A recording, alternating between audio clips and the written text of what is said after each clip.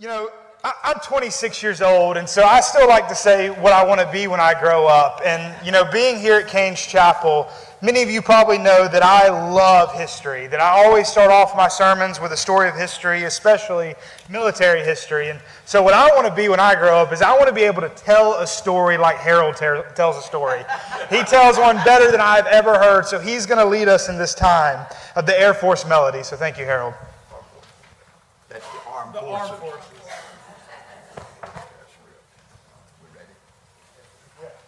Good evening. As we prepare to celebrate our nation's independence, let us be mindful of the fact that the freedoms we enjoy are not free. They were established and have been maintained through the blood sacrifices of soldiers, sailors, airmen, and Marines from Lexington and Concord all the way to the deserts of Iraq and Afghanistan. We want to recognize those guardians of freedom here tonight. So if you are an honorably discharged veteran of any of the armed services, or if you are currently serving in an active or reserve component, or if you're a near relative of someone who has served or is serving, when you hear your service's anthem played, we're going to invite you to stand as you're able, so that we can recognize you.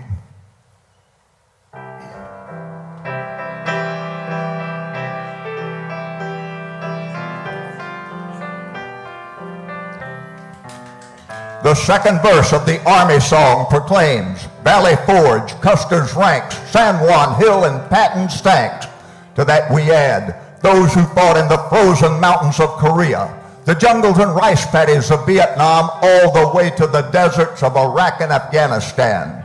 For 250 years, whenever the country is called, they have responded, and they've done so with distinction, with valor, and with pride. Ladies and gentlemen, a hand for the soldiers of the United States Army.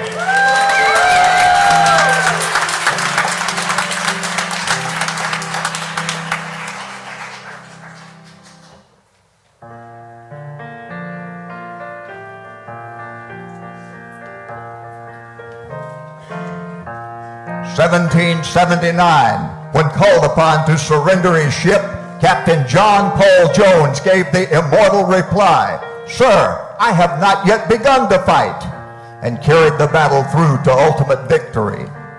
From then until now, whenever tyranny has raised its ugly head, their response has been the same. They have weighed anchor and headed straight for the trouble spot without regard to the dangers they'd face nor the hardships they'd endure.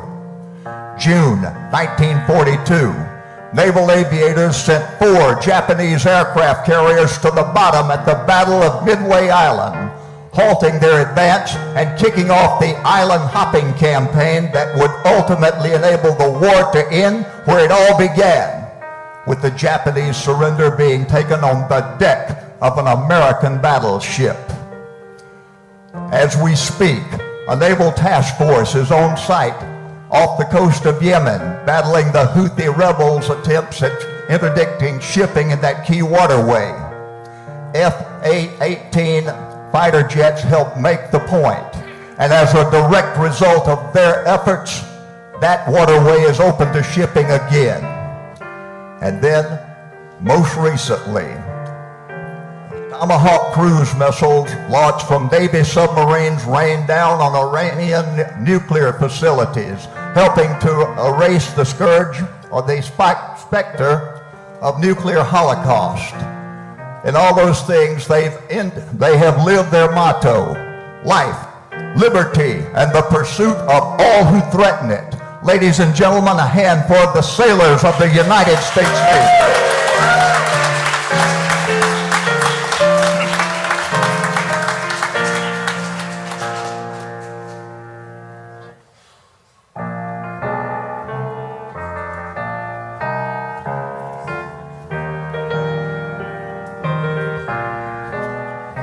When they first took to the skies back in World War I, they were acclaimed as the magnificent young men in their flying machines. It's been a long journey from the aircraft of that era to the supersonic jet aircraft of today. Still, now as then, they own the skies, carry the battle deep to the enemy homeland, deliver life-saving, mission-essential supplies directly to the front, and provide prompt and effective support to their counterparts on the ground. June 22nd, 2025, a day that will go down in American military history. It was on that night that United States Air Force pilots flying B-2 stealth bombers armed with 30,000-pound bunker-busting bombs put an end to the threat of nuclear terrorism posed by the Iranian regime. Tonight, the world owes those pilots and their supporting crew a debt of gratitude, for through their efforts, their skill, their daring, the world tonight is a safer place in which to be. Ladies and gentlemen, a hand for all those who aim high by the United States Air Force.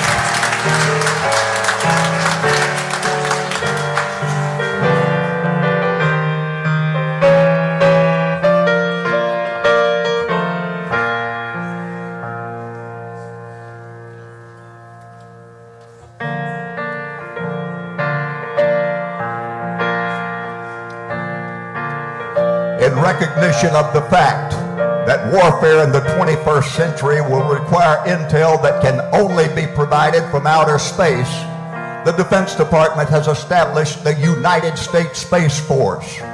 These dedicated cyber warriors remain vigilant 24 hours a day, 7 days a week, 365 days of the year, processing data and assessing threats that can come to us from the enemy.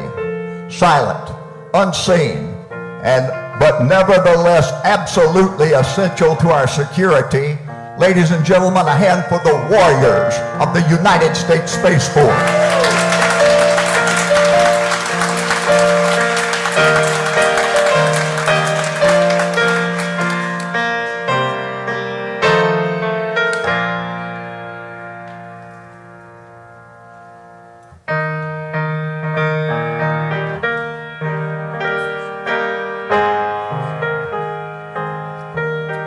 They're a small service called on to do some of the biggest jobs.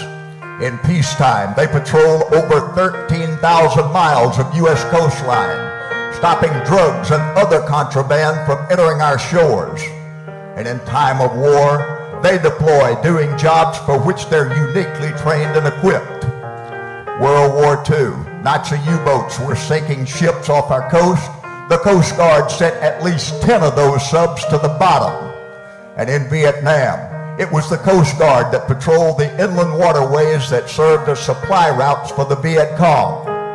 In the Middle East, Coast Guard cutters patrolled the Persian Gulf, stopping drug trafficking at its source. And as always, if an Army, Navy, Air Force, or Marine Corps pilot went down in the water, the most beautiful sight that pilot would ever see is a Coast Guard rescue ship coming to take him back to his unit, his family, and his home. Ladies and gentlemen, a hand for all those who are semper paratus, that's always prepared, by serving in the United States Coast Guard.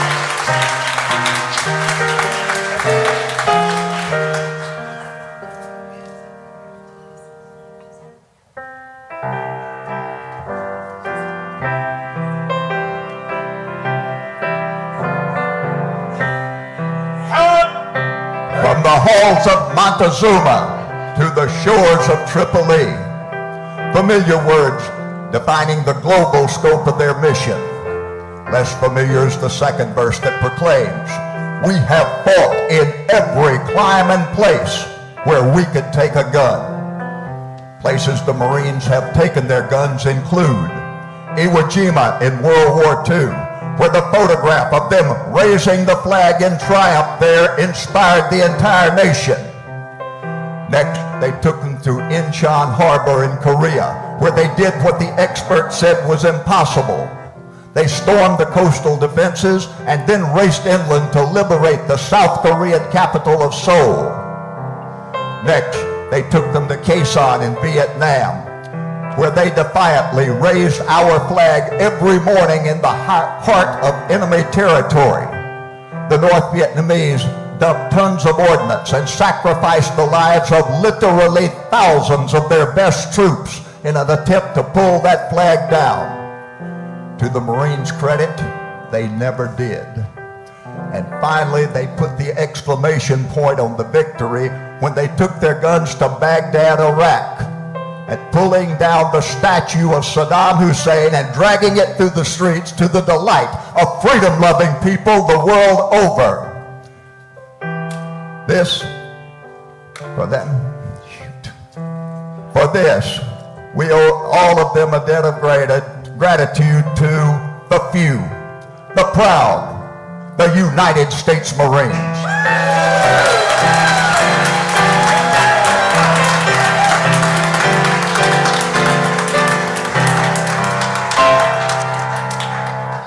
What did I tell you? If he was narrating a nature documentary, wouldn't you watch it?